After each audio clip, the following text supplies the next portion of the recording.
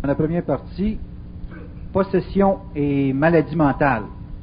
Un sujet, évidemment, qui vise, dans un sens, à éclairer les mécanismes de la pensée au niveau de certaines manipulations, autant à caractère émotionnel qu'intellectuel, que les gens peuvent subir dans leur quotidien et qui peut, évidemment, pour certains, être une source de confusion. Dans la deuxième partie, on parlera des sources de l'angoisse. Et évidemment, on pourra développer plus à fond ce domaine dans la deuxième partie. Pour commencer immédiatement, nous allons recevoir Bernard de Montréal.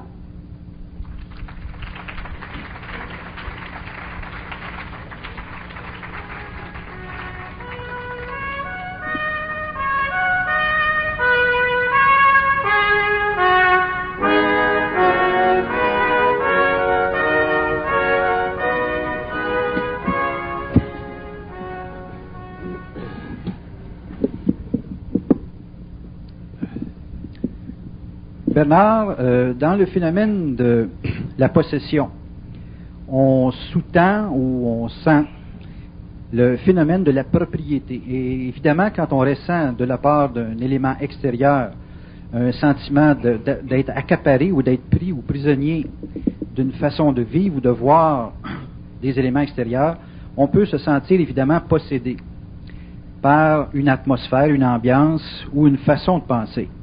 Est-ce que vous pourriez nous donner une perception plus élaborée de la possession dans le sens de la manipulation de la pensée? Voulez-vous baisser ma chaise un peu? Oui, la mienne aussi est assez haute.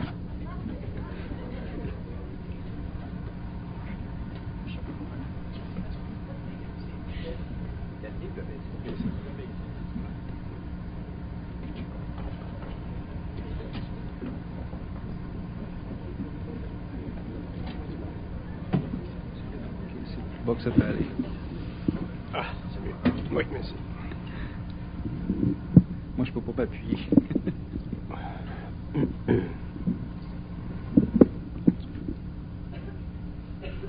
Bon. La possession, si on parle de la possession au niveau individuel, c'est ça. Parce que la possession, elle existe à plusieurs niveaux, mais on peut parler de la possession au niveau individuel. L'homme est un être qui vit intensément de ses émotions. Sa nature émotionnelle fait partie de son attachement à la vie, donc de son attachement à la forme.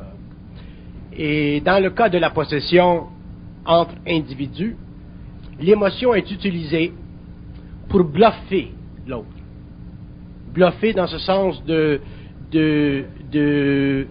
un sens très inconscient, remarquez bien, dans le sens de lui créer un voile afin de se sécuriser soi-même. Les gens qui possèdent les autres ou qui ont tendance à posséder les autres, remarquez bien, pour toutes sortes de bonnes raisons. Exact. Soit les gens qui s'aiment, les amoureux ou les parents, ainsi de suite. Les gens qui ont tendance à posséder les autres sont des gens qui manquent de générosité, qui manquent de liberté intérieure, qui manquent de vision de la vie et qui ne connaissent pas les lois de la vie et qui ne connaissent pas non plus le droit de chaque individu dans la vie de se manifester à la mesure de son potentiel. Donc la possession affective, c'est une forme de démagogie, c'est une forme de chantage, c'est une forme d'aliénation, c'est une forme de puérilisme, dans ce sens que les gens qui veulent posséder les autres sont réellement des êtres qui manquent de maturité. Donc, si je comprends bien, la possession, c'est un mouvement d'impression venant d'un autre. C'est l'aspect extérieur qui nous possède. Ce n'est pas un élément intérieur. L'être n'est pas possédé intérieurement. Sur le plan relationnel, l'impression, elle est créée de l'extérieur. Elle est créée par la personne, naturellement, qui possède, la possédante. Les impressions sont multiples, dans ce sens qu'une personne peut travestir totalement sa personnalité dans le but de posséder une autre personne. par exemple,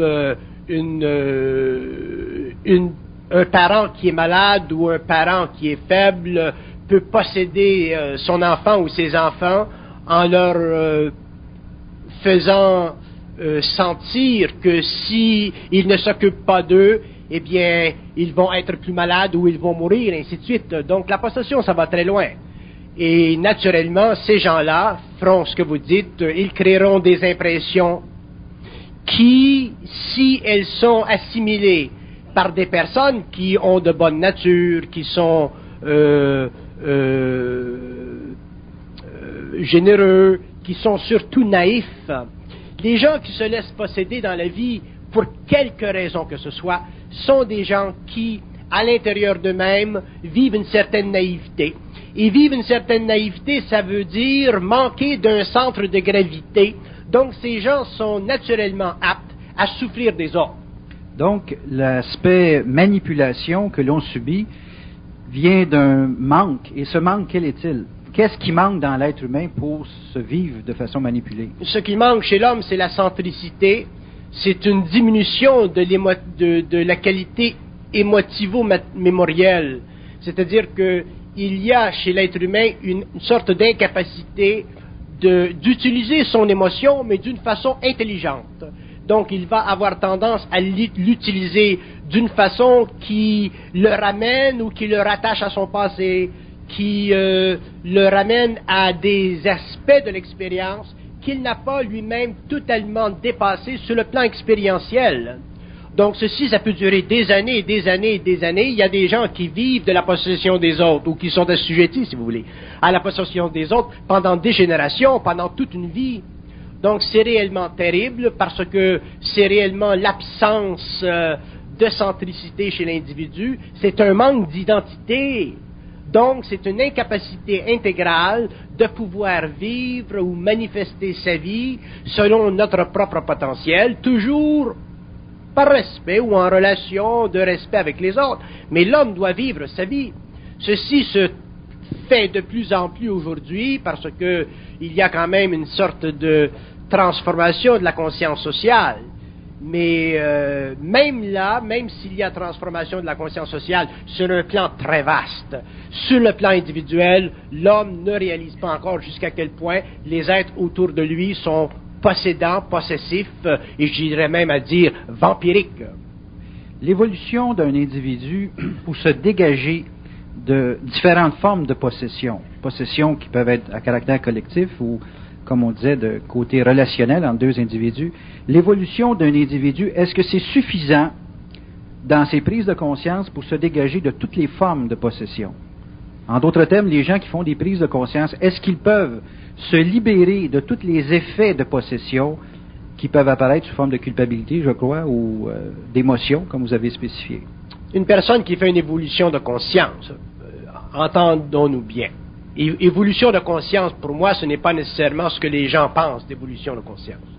Évolution de conscience, pour moi, ça veut dire que l'homme, l'être, éventuellement, en arrive à prendre conscience totale de son être. Et à partir du moment où l'homme s'achemine dans cette direction, où il doit prendre conscience totale de son être, il est obligé, au cours de ce mouvement, de cette transformation profonde, il est obligé de couper les ponts avec des aspects de son expérience qui, par le passé, faisaient partie de son immaturité, de sa naïveté, des mœurs locaux, mais qui aujourd'hui, pour lui, ne représentent plus réellement une façon de vivre. Donc, quelque part, l'homme qui ira vers une évolution de conscience, autrement dit, qui ira vers une nouvelle adaptation de son être à la réalité humaine, sera obligé de couper les ponts, briser des liens, ou corriger des liens, ou ajuster des liens. S'il ne le fait pas, il sera ramené dans l'atmosphère de ces liens, et il sentira toujours qu'il a perçu quelque chose, qu'il a senti quelque chose, que c'est dans cette direction qu'il doit aller, mais qu'il n'a pas la force de le faire. Donc, pour le restant de son temps, de son expérience, il sera forcé de vivre un peu en dessous de sa mesure réelle, et ceci l'affectera à différents niveaux, sur le plan mental, sur le plan émotionnel, sur le plan même de sa physicalité, de sa santé, ainsi de suite. Et quelque part dans le temps, il dira, mais je n'avais pas la force de le faire. C'est son problème. Est-ce que c'est la mémoire qui nous rend pris par la possession ou qui peut engendrer un mécanisme de possession vers une autre personne? En ce sens que l'effet de la mémoire dans l'être le rend automatiquement vulnérable à une forme de possession ou à se développer une forme de possessivité. Quand on parle de mémoire, vous ne pouvez pas parler de mémoire, en tout cas avec moi, comme on parle de mémoire en général, parce que je n'ai pas la même conscience ou la même conception de la mémoire que l'homme a. Pour moi, la mémoire, c'est un mécanisme de rappel qui utilise la pensée pour créer dans le mental de l'homme une impression. Ce mécanisme de rappel, il est assujetti à des forces très occultes dans l'homme, que l'homme conscient qui aura fait une certaine évolution, éventuellement découvrira d'une façon objective. Et cette mémoire, elle doit s'épurer. C'est-à-dire que plus l'homme prendra conscience de la nature interne de son être psychique, plus il sera forcé de réaliser que la mémoire est constamment utilisée contre lui sur le plan mental, sur le plan émotionnel. Pourquoi? Pour le garder dans une certaine inconscience, dans un certain asservissement, autrement dit, dans une certaine conscience existentielle. Autrement dit, dans une atmosphère qui est à l'extérieur de lui-même. L'homme ne vit pas son être. L'homme est en périphérie de son être. Si l'homme devait vivre son être, il serait obligé, pour le vivre, de s'exécuter créativement d'une façon tellement rigide, c'est-à-dire tellement rigide par rapport aux lois de son énergie interne, qu'il serait obligé de prendre conscience. Donc, quand nous parlons de mémoire, nous devons réaliser, constater que le phénomène mémoriel est un phénomène qui est activé chez l'homme à partir des plans supérieurs de sa conscience et que lui doit éventuellement en arriver à avoir un contrôle total sur son mémoriel, dans ce sens que il doit en arriver un jour à ce que le mémoriel lui serve créativement, mais ne le desserve plus de façon punitive ou de façon karmique ou de façon expérientielle. La mémoire, c'est une chose merveilleuse, elle fait partie de l'organisation psychique de l'ego, elle fait partie des forces créatives du mental qui accumulent de l'information pour la continuité créative, évolutive de tout ce qui est systémique, mais la mémoire doit être utilisée par l'homme, chez l'homme, dans l'homme, pour l'homme, en fonction de sa nature propre, c'est-à-dire en fonction de ce que lui doit avoir de besoin dans le mental pour bien véhiculer sa créativité. Sinon, la mémoire devient destructive, et c'est là que nous avons toutes sortes de pathologies, et que nous avons, dans le domaine de la possession, un retour constant à des expériences antérieures où la personne qui possède va facilement, à travers le mémoriel, faire vibrer dans le mental de l'autre une sorte d'image qui va créer par réaction ce que nous appelons la culpabilité, et ainsi de suite. Donc, vous parlez de mémoire utilisable par une bonne intégration personnelle, mais il y a une mémoire que vous avez dit manipulée par des plans subtils.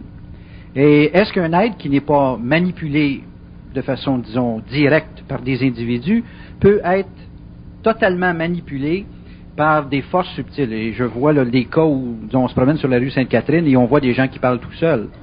Là, on est près de la maladie mentale à ce niveau-là. Là. Oui. Dans ma perception de l'homme, ce que nous appelons l'inconscience, ce que nous appelons cette période de la conscience humaine où l'ego n'est pas totalement saturé de sa propre lumière, ainsi de suite. À ce moment-là, l'homme est un être qui, bon gré, mal gré, consciemment, inconsciemment, est manipulé. L'être humain n'est pas sur la Terre un être libre. Il est un être qui possède un certain libre arbitre, mais ce libre arbitre fait partie de la convention psychologique de l'ego, qui fait partie de l'institutionnalisation psychique de son moi sur le plan matériel pour l'évolution de l'âme. Mais en réalité, l'homme doit être un être libre. Et pour être libre, il faut avoir une conscience intégrale de son moi. Il faut savoir comment ça fonctionne la machine. Vous avez des automobiles. vous vous asseyez au volant, vous pesez sur le gaz, vous vous en allez, mais il y a quelqu'un dans le monde qui sait comment ça fonctionne, un moteur. Mais nous sommes au volant, nous pesons sur le gaz, et personne ne sait comment ça fonctionne le moteur. Donc, quand le moteur tombe en panne, on est foutu. Et l'homme doit réaliser que pour en arriver à réellement comprendre son moteur, il doit sortir de l'auto, ouvrir le hood. Mais nous ne voulons pas ouvrir le hood parce que nous ne savons pas que nous avons un hood. Donc, comme nous ne savons pas que nous avons un hood, nous pensons que nous sommes simplement au volant où nous pesons sur le gaz. Nous sommes trop idiots pour savoir qu'il y a en nous un moteur. Ce moteur, il est psychique, il fait partie de l'âme, il fait partie de l'esprit. Il fait partie de ces forces dans l'homme qui constituent la totalité intégrale de son moi mental, astral, vital et même de sa corporalité. L'homme est un tout.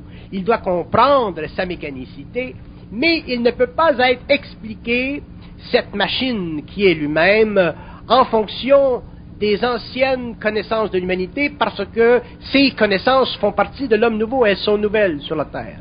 Donc il est obligé quelque part dans le temps de créer une scission avec sa façon de voir les choses et s'avancer dans une nouvelle orientation, dans un nouveau domaine qui fait partie de l'évolution de la conscience sur la Terre. Iriez-vous dire que l'être humain est simplement un véhicule à certaines forces qui l'habitent et qui l'oblige, dans un sens, à exécuter certaines tâches? Ce n'est pas exactement ça. Il y a du vrai dans ce que vous dites, mais ce n'est pas exactement ça. L'être humain, l'être humain, quand nous utilisons le terme être humain, nous devons regarder le terme en termes de deux possibilités. Il y a sur la Terre l'homme, et il y a sur la Terre, au cours de l'évolution, un autre homme qui vient. Autrement dit, il y a sur la Terre aujourd'hui un homme qui est purement existentiel, inconscient, assujetti aux conditions expérientielles de la civilisation, assujetti aux conditions psychologiques de son moi, assujetti aux conditions psychiques de son ego. Ça, c'est l'homme inconscient. Il y a un autre homme qui doit venir, parce que l'évolution doit se faire. Il y a un autre homme qui n'est plus assujetti aux lois existentielles de sa civilisation, qui n'est plus assujetti aux lois psychologiques, psychiques de la conscience, qui les comprend, qui la comprend, qui travaille étroitement avec les différents plans pour finalement découvrir qu'il est à la fois sur le plan matériel, mais aussi qu'une partie de lui, la partie mentale, est sur les plans supérieurs, sur le plan mental. Mais notre problème, les hommes, c'est que nous avons été éduqués et nous avons eu l'expérience pendant des millénaires de penser en fonction d'une subjectivité égoïque qui ne connaissait pas sa source. Combien d'hommes ont dit en philosophie, d'où venons-nous? Où sommes-nous? Et où allons-nous? Donc l'homme, ces trois questions du singe qui se demande d'où il vient, où il est et où il s'en va. Imaginez-vous qu'on ne peut pas dire que ces êtres-là, que cet être-là est un être total. C'est absolument une incongruité avec la conscience même que l'on a de soi, de ne pas savoir d'où on vient, où on est et où on va. C'est une totale contradiction de la nature même de la conscience, mais c'est une invitation naturelle de l'expérience psychologique de l'ego, évolutive, de se retrouver dans une situation de vie existentielle où l'homme se demande où il est, où il va et d'où il est venu. Donc, pour que l'homme ait réponse à ceci, il faut qu'il aille dans le hood. Donc, pour que l'homme ait réponse à ceci, il faut qu'il connaisse les lois du mémoriel, il faut qu'il connaisse les lois du mental, il faut qu'il connaisse les lois de la pensée, et il faut qu'il commence à réaliser que le phénomène de la pensée, ce n'est pas quelque chose de purement biologique, que le monde mental, le monde de la pensée, le monde de la communication, le monde de la télépathie, l'univers communicant, le monde de l'invisible, les plans subtils, font partie intégrale, absolue de sa nature, en dehors de son corps matériel. Ceci, il le vit de temps à autre dans le rêve, mais il doit l'amener un jour dans la matière pour pouvoir faire cette connexion et finalement commencer à décortiquer sa nature, à bien comprendre sa nature, et ne plus avoir un jour de questions à se poser, mais n'avoir que des réponses à donner à l'homme. Le début pour en arriver à ne pas sentir que les questions qu'on se pose et les réponses qu'on a sont des éléments qui viennent de nous. L'aspect subjectif, fondamentalement, c'est ce qui nous possède ou qui est la source de nos formes de possession. Comment peut-on débuter par sortir de l'auto et regarder en dessous du hood? Comment? Quel est le premier mouvement à faire? il y a des hommes dans le monde qui, au cours des générations, viendront, parleront, diront des choses, et il faudra que l'homme se permette d'écouter. Il faut d'abord commencer à avoir de l'oreille. Si on a simplement de l'oreille, pas de la croyance, de l'oreille. Si on commence à avoir de l'oreille et que des gens dans le monde se présentent qui semblent suffisamment intelligents, et ainsi de suite, à ce moment-là, on peut avancer et on peut, petit à petit, commencer à réaliser qu'il y a beaucoup de personnes qui voient ou qui savent dans une certaine direction. Et avec le temps, l'ego s'habituera. Il s'habituera et il verra que lui aussi a des intuitions par rapport à ceci. Le problème de l'homme aujourd'hui, c'est que moi je sais par expérience qu'il y a beaucoup de personnes qui intuitent des choses, il leur manque simplement un petit coup de pouce, mais ils ne sont pas capables seuls de se le donner. Pourquoi? Parce que pour bénéficier de ce que l'on sait, il faut tout de même avoir une sorte de force intérieure qui nous permet de le supporter. L'homme ne pourra pas demain avoir une conscience intégrale de l'être, connaître, comprendre les lois universelles de la conscience humaine, et connaître les plans, et ainsi de suite, sans pouvoir ou sans devoir être capable de supporter ceci. Parce que, quelque part dans le temps, il va être obligé d'en parler avec quelqu'un, que ce soit sa belle-mère, son frère, le curé, le prof, et ainsi de suite. Et s'il n'est pas capable de supporter ce qu'il sait, parce que le monde est plein de contradictions, on voudrait le contredire.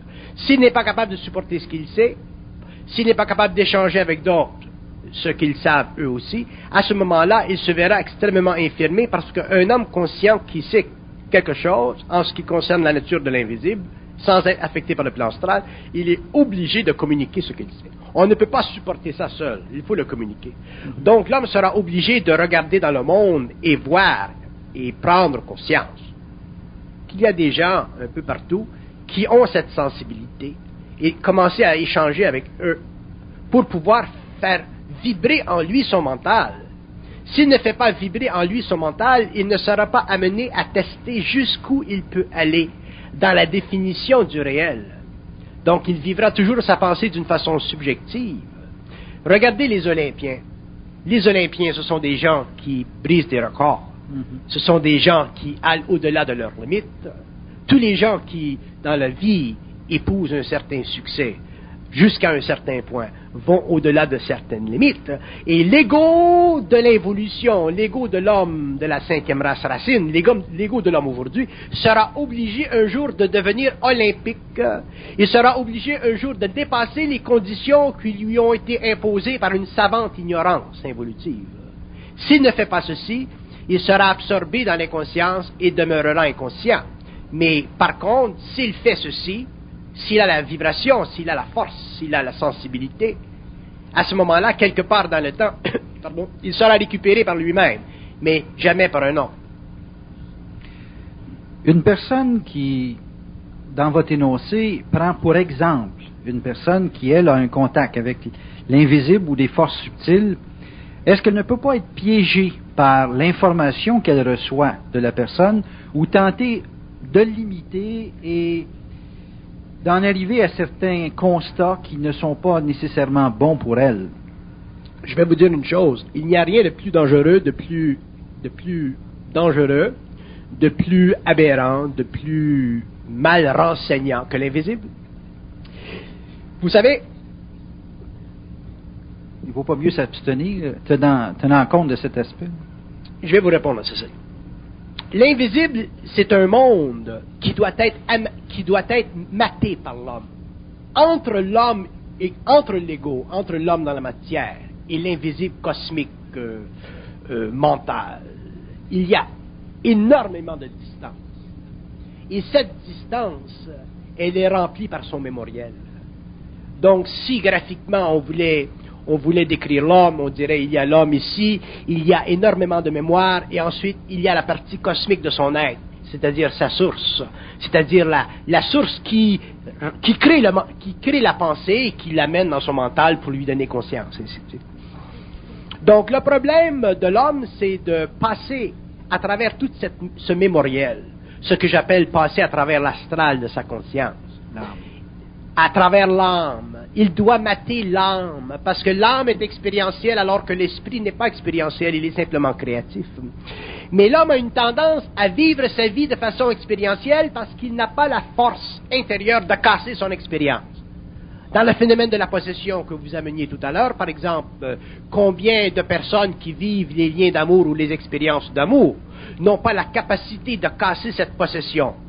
Pourquoi? Parce que dans l'expérience, l'âme se souvient constamment des plaisirs de sa souffrance ou des plaisirs de sa joie, alors que dans la créativité, l'esprit fait éclater le plaisir de la souffrance ou le plaisir de la joie pour ne faire transparaître dans la conscience que la puissance créative de l'ego.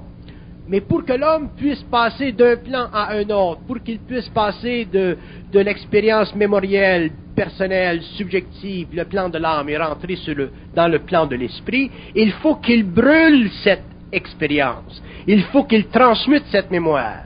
Il faut qu'il mate l'âme. Et il faut qu'il devienne réellement olympien.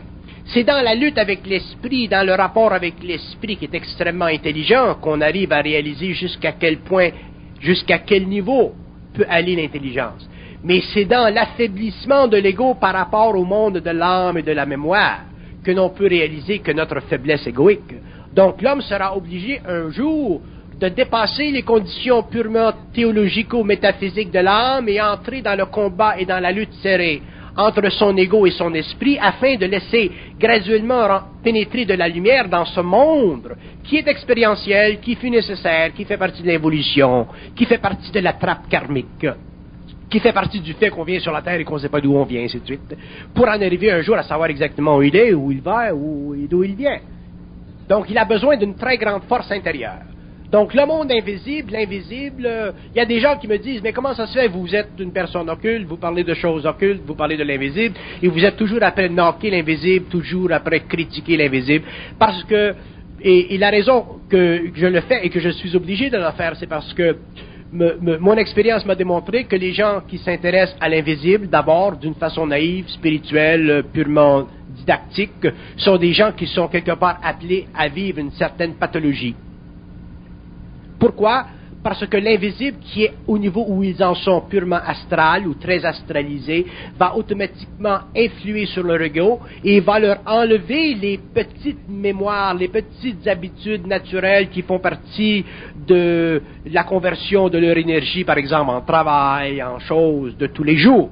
Donc, j'ai remarqué que les gens qui s'occupent des choses très, très intéressantes deviennent avec le temps des gens qui vivent une certaine pathologie, c'est-à-dire ils ne sont pas capables de garder un job. Ils ne sont pas capables de travailler dans le secteur humain. Ils ne sont pas capables de travailler dans la civilisation. Quelque part dans le temps, ils craquent. Et il ne s'agit pas pour l'homme de craquer. Il ne s'agit pas pour l'homme de sortir de la civilisation, de sortir du travail, de sortir de l'éducation. Au contraire, ces hommes qui, semble-t-il, ont une certaine sensibilité, devraient être dans l'éducation, devraient être dans la construction, devraient être dans le droit, devraient être dans tous les travaux que la société nous demande d'explorer créativement. Mais c'est pas ça qui se passe. Et ils vivent peut-être 5 ans, 10 ans, 15 ans dans une euphorie, dans des illusions grotesques qu'ils ne voient pas, qu'ils prennent au sérieux au début. Et souvent, ceux qui sont les plus malheureux dans cette expérience finissent à l'hôpital, ainsi de suite. Et ils ont l'impression subtile de savoir des choses que les autres personnes dans le monde, qu'ils appellent souvent des inconscients, ne savent pas. Donc, ils ont tendance à utiliser cette sorte d'intuition, de cette précognition, et de s'en faire une certaine orgueil spirituel, même un orgueil mental, et de dire, les universités ça vaut rien, les profs ça vaut rien, les docteurs ça vaut rien, il y a une autre chose. Et ça, cette illusion, elle est astrale, et elle devient très grande, très puissante, et ils deviennent éventuellement possédés par ceci, et la possession ultime de l'homme, ce n'est pas au niveau de ses amours ou au niveau de sa belle-mère, c'est au niveau des forces occultes qui font partie de son âme, qui font partie des plans astraux, qui font partie des mondes parallèles, et qui jamais, dans l'histoire de l'homme passé et dans l'histoire de l'homme de l'avenir, ne s'aviseront de révéler à l'homme le réel. Mais ils s'aviseront très bien de révéler à l'homme ce que eux veulent lui révéler, c'est-à-dire le vrai ou le faux, ou l'envers de l'un et de l'autre. Est-ce que vous pourriez dire que la possession que l'individu, ou l'intérêt que l'individu a vis-à-vis de l'invisible, qui finalement le possède dans un temps quelconque. Est-ce que vous pourriez dire que c'est l'attitude mentale de l'individu face à l'invisible, cette forme de possession, et probablement à une forme de maladie mentale éventuellement? Je ne dirais pas que c'est l'attitude mentale, je dirais que c'est le manque de connaissance de l'invisible que nous avons, surtout dans notre civilisation occidentale et aussi dans l'Orient. Il y a un grand manque, nous n'avons pas de science de l'invisible. Nous commençons à avoir une science de l'invisible. Les sources d'information sont multiples. Ah, il y a différence entre sources d'information et science. Une source d'information de l'invisible, c'est justement ces sources d'information qui vont nous amener petit à petit à l'invisible et nous faire vibrer en fonction de ces mondes et nous faire éventuellement perdre notre conscience. L'invisible, c'est un monde qui commence aujourd'hui à se révéler à l'homme, non pas parce qu'il le veut bien, mais parce que l'homme l'a forcé. Il faut forcer ce niveau, ce plan d'intelligence expérientielle qui fait partie du monde de la mort, à plier les genoux devant l'ordre. Alors que dans le passé, nous avons été totalement delphiques par rapport à l'invisible. Et un jour, nous serons obligés de cesser d'être delphiques. Nous serons obligés de cesser d'être purement médium, canal, et nous serons obligés de devenir réellement des récipiendaires de notre propre énergie et des êtres capables de regarder dans le monde de la mort, de parler avec les morts. C'est très intéressant de parler avec les morts, mais de ne pas se faire enculer par eux avec toutes les façons et de tous les moyens qu'ils possèdent pour le faire. En utilisant quoi? Les religions, le principe de l'amour, le principe de ci, le principe de ça. L'atmosphère qui règne chez l'individu qui utilise l'invisible. L'atmosphère de cet individu-là, l'ambiance, l'état mental ou la façon dont il peut fonctionner dans son quotidien, ça ressemble à quoi? Parce qu'il y a beaucoup de gens qui s'intéressent à l'invisible et qui essaient de diviser l'aspect intérêt pour l'invisible avec l'aspect concret de leur vie. Oui, il y a des gens qui sont intelligents. Autrement dit, ils font leur affaire, ils font leur business, ils travaillent. Je pense justement à une personne près de chez moi à Saint-Adèle. C'est une femme très occupée, elle fonctionne, mais elle a une grande intuition. Elle travaille avec l'invisible, pas nécessairement d'une façon occulte, mais elle travaille d'une façon intuitive. Et ça lui sert bien. Mais c'est une femme qui est intelligente. Donc, il y a un équilibre entre l'ego du mental, ou le mental de l'ego, et sa source. Mais, à partir du moment où on commence à trafiquer avec l'invisible, s'intéresser, regarder de plus près, l'invisible devient extrêmement farouche, il devient extrêmement menteur, il devient extrêmement fluide, et nous ne pouvons pas le cerner. Et la raison pour laquelle nous ne pouvons pas le cerner, c'est parce que nous sommes fondamentalement des êtres naïfs. Mais vous dites travailler avec l'invisible. La personne fait son travail et elle travaille avec l'invisible. Ah, ça c'est un terme qui est bon. Elle rend concret son travail? Travailler avec l'invisible. Travailler avec l'invisible, c'est avoir conscience de la source de notre mental, travailler avec cette source d'une façon créative, mais ne pas s'assujettir à des dictées. L'homme conscient ne pourra jamais, même dans 500 ans, s'assujettir d'aucune façon à l'invisible. D'ailleurs, un être conscient ne travaille effectivement à un niveau de conscience qui, dans sa particularité, prend sa source dans ce que nous appelons le mental, donc dans l'invisible. Mais il ne travaille pas par rapport à cette source en fonction de quelconque assujettissement. Moi, je travaille avec l'invisible, si vous voulez. Mais je ne vais pas me faire dicter quoi que ce soit, parce que le principe demeure toujours que ce qui est en haut doit être en bas. Donc, si ce qui est en haut est en bas, je n'ai pas besoin de m'occuper de ce qui est en haut. Mais par contre, je peux, de temps à autre, pour des raisons quelconques, avoir une communication télépathique avec l'invisible pour comprendre, puisque je ne vis pas la pensée subjective comme l'homme, donc pour comprendre des choses, pour m'intéresser à des choses, pour avoir une vision des choses, qu'eux peuvent me donner, parce que effectivement le temps n'est pas pour eux une limitation. Mais dans la mesure où je travaille avec le plan mental, je ne me permets pas, et ceci je l'ai appris à prix de très grande souffrance, je ne me permets pas de m'assujettir, moi, en tant que personne, être à l'invisible. Et l'invisible mental est très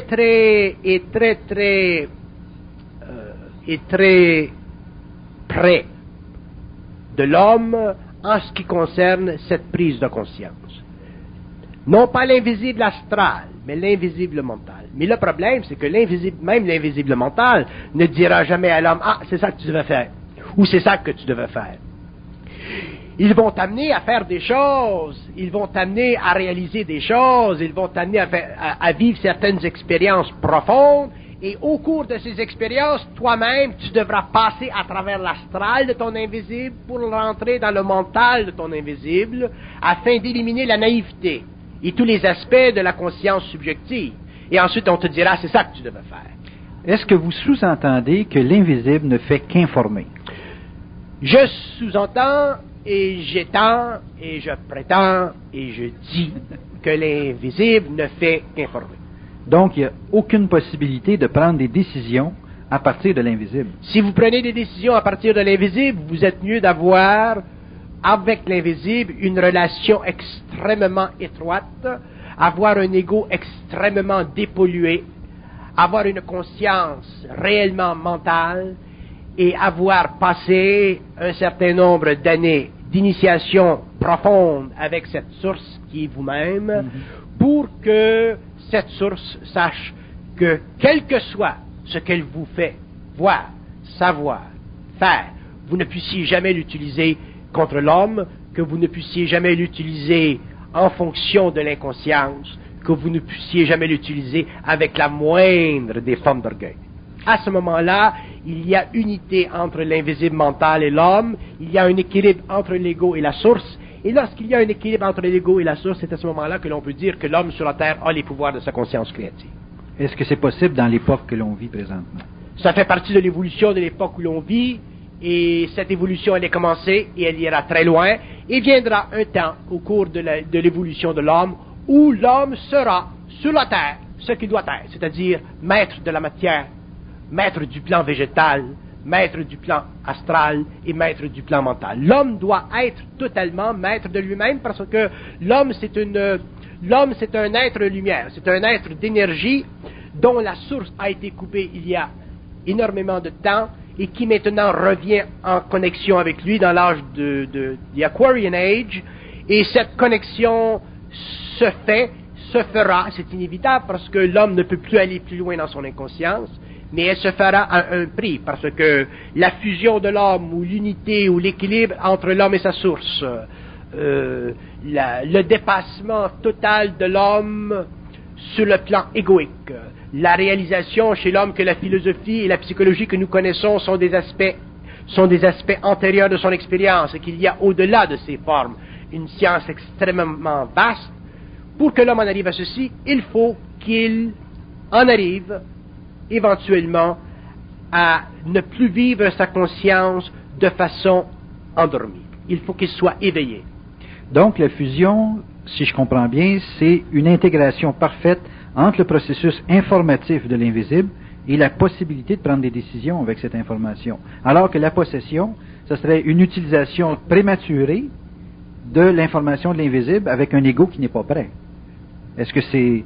Non, c'est pas tout à fait juste. La fusion, c'est une forme de possession. Oui. Seulement que dans la fusion, au lieu de vivre la possession astrale, c'est une possession à partir de notre source. Si une source aussi puissante que la source de l'homme vient en contact avec lui sur le plan mental et qu'il vit une télépathie, c'est évident que dans les premiers soubresauts de cette expérience, l'homme, avec son mémoriel, sa spiritualité, et ainsi de suite, va vivre une relation tellement étroite que cette fusion sera une possession. Mais cette fusion venant du plan mental, venant du plan de la lumière de l'homme, ne venant pas du plan de la mort, autrement dit, ne venant pas des entités karmiques qui se réincarnent, cette fusion, ultimement, l'amènera à une intégration.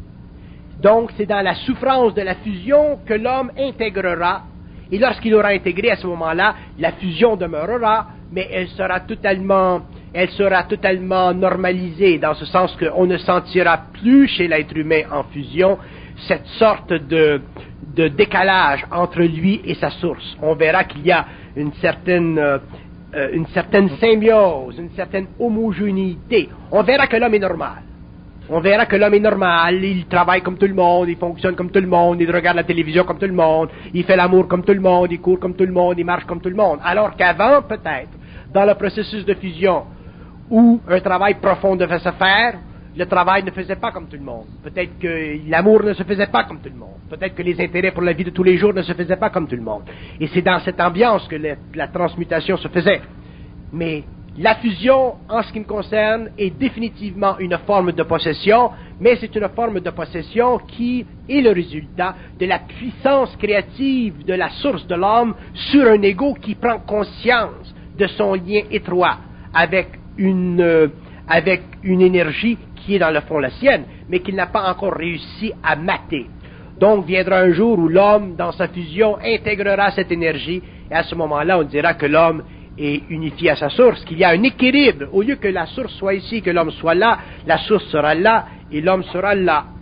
Et alors, il n'y aura plus de cette possession initiatique par la lumière, il y aura simplement intégration, et l'homme pourra retourner sur le plan des vaches. Il pourra retourner dans le monde de la civilisation, dans le monde du travail, dans le monde des hommes, et travailler avec les hommes, et naturellement, à cause de sa créativité accrue, implanter une nouvelle vibration, amener de nouvelles idées, et à ce moment-là, ne plus souffrir de l'inconscience du monde. Au départ, l'être fusionné est, semble-t-il, écartelé. Et l'être possédé vit également une sorte de dédoublement ou de perte de son identité, donc il vit également un écartèlement. Comment, dans un début, lorsque l'individu se sent habité par une forme de force invisible, comment un individu peut faire la différence entre un processus de fusion et un processus de possession? Possession dans le sens astral. Parce que dans les pensées, oui, tout seul... Là. Bon, il y a des mises en garde. Nous avons mis des mises en garde dans une multitude de conférences, et de cassettes, des livres, tout ça. Vous savez, on ne peut pas prendre à la légère ce qu'une personne comme moi dit en ce qui concerne les aspects occultes de la conscience. Donc, si dans tous ces millions de mots que j'ai parlé depuis des années, j'ai dit faites attention à ceci, faites attention à cela, faites attention à ceci, faites attention à cela, et que l'homme ne me prend pas au sérieux, dans ce sens qu'il ne voit pas que peut-être à cause de mon expérience, je vois des choses qu'il ne voit pas aujourd'hui. À ce moment-là, il va être obligé de vivre son expérience par lui-même, et un jour, après 5 ans, 10 ans, dire ah ben le salaud, il avait raison. Donc, mais si les gens se donnent de réellement prêter l'oreille, pas croire, prêter l'oreille à des gens comme moi qui ont beaucoup d'expériences occultes, qui sont à des niveaux que même aujourd'hui l'homme ne peut pas s'imaginer, des grands protecteurs de l'homme contre l'astral, alors les gens pourront aller plus vite dans leur expérience, comprendre la manigance. Quand je dis par exemple que une des premières choses que l'homme qui prend conscience avec les plans doit se méfier, c'est de croire. Mais ça, je l'ai répété des milliers et des milliers et des milliers de fois. Et combien de fois on revient me voir et on me dit, ah, je me suis fait prendre. Qu'un homme se fasse prendre une fois, c'est normal. 2 fois, c'est normal. Mais 25, 30 fois, c'est plus anormal. Donc ces gens quasiment méritent d'être pathologiques. Mais le doute, écoutez, le doute, un homme qui n'a pas de doute, c'est un homme qui n'a plus besoin, sur le plan matériel de cette vie, de se demander quelque question que ce soit en ce qui concerne la réalité. Il ne vit plus le doute. Mais pour en arriver à ne plus vivre le doute, ce qui fait partie de l'évolution de l'homme, ce qui est normal, ce n'est pas normal que l'homme vive du doute, parce que vivre du doute, dans le fond, ça veut dire avoir une partie de soi qui n'est pas intelligente. Donc, un homme qui est dans son intelligence créative ne connaît pas le doute. Mais pour en arriver à détruire le doute, il faut en arriver à le vivre, le doute. Et qu'est-ce qui va faire vivre le doute à l'homme? C'est sa source qui travaille sur son évolution, et c'est aussi l'astral qui va constamment créer la confusion dans son mental. Si l'homme se méfie de l'astral, si l'homme fait attention de la subjectivité de sa conscience, et qu'il commence à ne vibrer et à ne vivre et à ne travailler et à ne fonctionner que par rapport à une certaine intelligence, qui n'est pas encore parfaite, mais qui est là, parce que l'homme a tout de même de l'intelligence dans le mental. Et que de temps à autre, il est testé, et qu'il ne vibre pas, éventuellement, le doute va se détruire. Mais si l'homme met de l'émotion dans l'expérience, il va continuer à perpétuer le doute. Parce que qu'est-ce que c'est le doute? Le doute, c'est l'incapacité mentale de l'ego de comprendre de façon parfaite qu'il est intelligent. Est-ce que... Allez. Le doute, au niveau de la pensée, on peut le tolérer dans un sens, oui. Mais le doute dans l'action, c'est l'enfer. Le doute dans l'action, c'est l'enfer, parce que le doute dans l'action, c'est la manipulation de la pensée à travers l'émotion dans le mental. Autrement dit, le doute dans l'action, c'est toujours une couverture utilisée par les forces pour vous faire entretenir l'impression que ce que vous faites n'est pas à la mesure de l'intelligence que vous avez, alors que c'est une illusion. On peut vous créer le doute dans le sens qu'on va vous faire quelque chose qui ne va pas convenir parfaitement à ce que l'ego veut, mais ça, c'est pour empêcher que l'ego prenne conscience de son pouvoir. Si l'homme ne vivait pas le doute, et qu'il vivait une communication avec les plans, oui. L'homme sur la Terre aurait un pouvoir tellement vaste qu'il briserait, qu'il fracturerait la civilisation. Pourquoi? Parce que les lois de l'esprit qui sont tellement vastes, la science des événements, la science de tout qui fait partie de l'esprit, véhiculée ou canalisée dans son mental, qui ne connaît pas le doute, créerait sur notre planète un choc énorme. Donc, avant que l'homme puisse en arriver à bénéficier de cette conscience créative, il faut qu'il vive le doute dans le moindre recoin de son être et qu'il en arrive un jour à même réaliser que dans sa relation avec sa source, même si sa source lui fait faire une erreur, que cette erreur fait déjà partie de sa relation avec elle, pour que lui en arrive à éliminer l'émotion dans le mental, pour que lui en arrive à éliminer le doute dans sa conscience, même quand l'action n'est pas parfaite. Donc, le doute, c'est normal. Le doute, c'est normal. C'est une petite vibration qui s'installe dans le mental et qui dit à l'homme, « Ah, tu pensais que c'était bien, tu pensais que c'était ci, mais ah, c'est pas ça encore. » Donc, le type, l'homme se fait écœurer, et plus l'homme est capable de supporter de se faire écœurer par sa source, plus éventuellement il est capable d'intégrer sa source. Parce que la source, elle est prépersonnelle. La source ne vient pas du monde de la mort, donc la source, ce n'est pas une âme. La source, c'est la lumière de l'homme, c'est son double, appelez ça comme vous voulez, c'est son ajusteur de pensée. Donc, automatiquement, si l'homme est capable de supporter de se faire écœurer par le double, donc il en arrive éventuellement à ne plus avoir à vivre dans son espace mental de doute, parce que le double, sa source, a tout fait ce qui était possible pour lui faire miroiter la petite émotion qui aurait mis en question sa capacité de vivre étrangement dans le vide de son mental, c'est-à-dire pleinement dans le vide de sa conscience.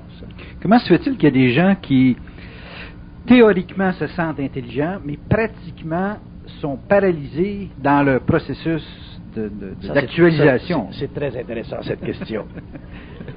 Parce que c'est le problème. Moi, la question que je me pose en fond, là, en arrière-scène, là, c'est est-ce qu'on est empêché d'être intelligent pratiquement si on a un niveau de conscience quelconque? Est-ce que c'est quelque chose d'extérieur? Ce n'est pas que vous n'êtes pas intelligent pratiquement. C'est que vous manquez de pratique dans l'intelligence. Donc, comme vous manquez de pratique dans l'intelligence, comme vous ne savez pas qu'est-ce que c'est de l'intelligence, c'est une expérience nouvelle de l'homme une fois que les centres s'ouvrent, c'est normal que l'homme manque de pratique dans l'intelligence. Donc, si l'homme a moindrement un contact interne qui est sa source, évidemment, il va sentir en lui vibrer une énergie qui lui donne cette perception d'être intelligent, mais il n'a pas la pratique de l'intelligence. ça prend des années pour avoir la pratique de l'intelligence. Moi, ça m'a pris 14 années pour réellement en arriver là, à avoir la pratique de l'intelligence, intégrer cette source et dire, bon ben, toi t'es là et moi je suis ici. C'est fini ça. Alors, et à travers ceci, ou par rapport à ceci, bon ben, j'ai pu parler parce que ce que je sais, je le parle. Mais l'homme, l'erreur qu'il fait, c'est que quand il fait une erreur, il a l'impression de ne pas être intelligent, au lieu de réaliser qu'il fait une erreur parce qu'il n'a pas la pratique de l'intelligence. Et c'est ça que l'homme nouveau découvrira. Il découvrira que ce n'est pas l'erreur qui est importante. L'erreur, elle est essentielle, elle fait partie de son acheminement, elle fait partie du jouage, elle fait partie du testage, elle fait partie de la transmutation, elle fait partie de l'ajustement du corps mental et du corps émotionnel. Mais lui, en tant qu'égo, en tant qu'être seulement responsable à lui-même, en tant qu'être seulement capable ou pouvant vibrer et sentir cette source, il a une fonction, il a un droit, et ce droit fait partie de sa réalité, et il fait partie de son incarnation, il fait partie aussi de sa personnalité, et ce droit, c'est de ne jamais douter qu'il est intelligent, mais de toujours savoir qu'il n'a pas l'expérience ou la pratique de l'intelligence. Et si l'homme en arrive à ceci, à mettre de côté les anciennes invocations psychologiques ou psychoanalytiques qui, à cause de nos expériences difficiles, nous amènent à tant qu'égaux de toujours questionner si on est intelligent et de changer cette façon de voir les choses et de dire, ouais, on est intelligent, je suis intelligent, mais je n'ai pas la pratique encore de cette intelligence. Au moins, une partie de l'homme sera éclairée, c'est-à-dire la partie mentale de son ego. Et avec le temps, la partie émotionnelle de son ego aussi sera éclairée parce qu'il verra au cours de l'expérience qu'il devient de plus en plus habile à traiter et à travailler avec cette intelligence qui est la sienne, qui est cosmique, qui est unique, qui n'est pas pluraliste, mais unique, et qui lui donne essentiellement la qualité d'homme de plus en plus sage, qui lui donne essentiellement la capacité de réaliser enfin cette fusion, autrement dit cette union, qu'il a toujours eue d'une façon ou d'une autre, mais dont il a toujours été inconscient à cause de sa subjectivité. Vous avez eu 14 ans de pratique de l'intelligence dans le feu de la fusion. Pour nous autres, simples mortels, combien d'années faut figurer la dynamique? Est-ce que ça se gère en termes de temps? Non. Écoutez, il y a des hommes, ça c'est comme... vous savez, il y a des astronautes à NASA, des hommes qui, physiquement, émotivement, mentalement, ont le matériel pour aller sur la Lune, pour tester ses premières démarches. Donc, dans la vie, c'est la même chose. Il y a des hommes, il y a des grands médecins qui ont le matériel pour être grands chirurgiens.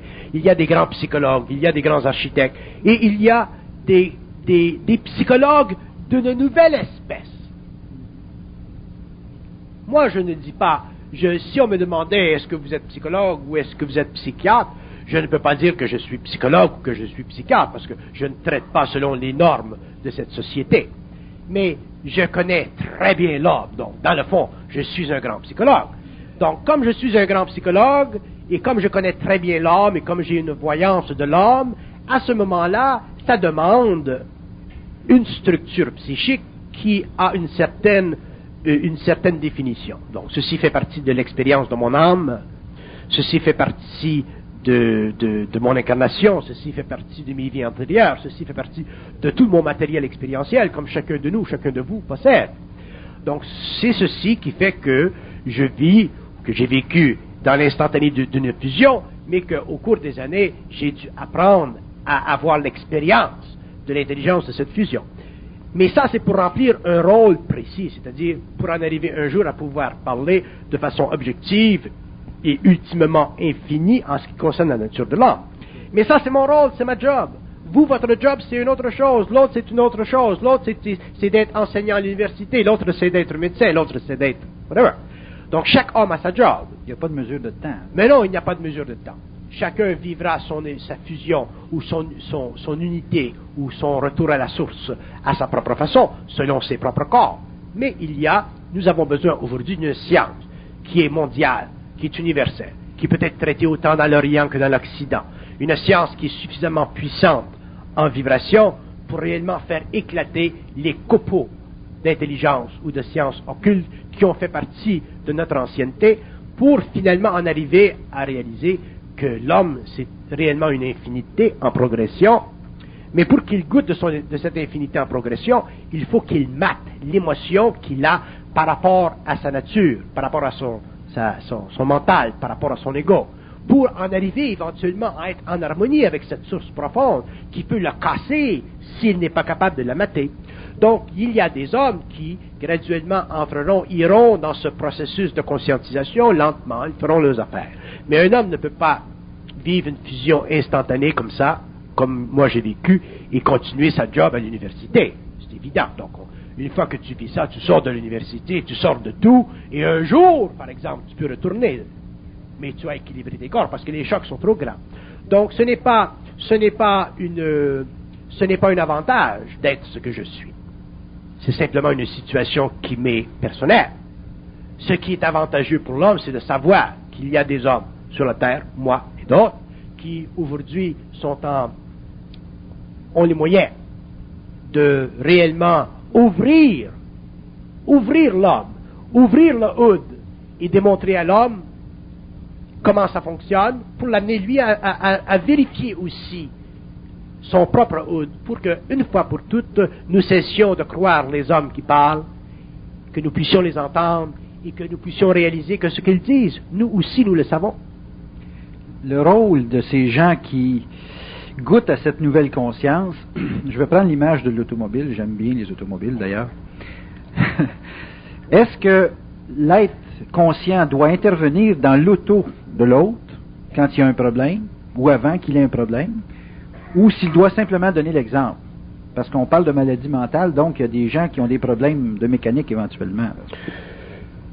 Oui, mais écoutez, cette question-là, elle est très simple à répondre, dans ce sens qu'un être qui est conscient a une sensibilité. Vous savez, quand on commence à apprendre des choses, quand on commence à réaliser des choses, qu'on commence à avoir une perspective, qu'on commence à voir, ainsi de suite, par sa propre expérience, et qu'on voit des gens autour de nous qui succombent dans des expériences parallèles ou dans des expériences qui sont plus difficiles, à ce moment-là, on veut les aider.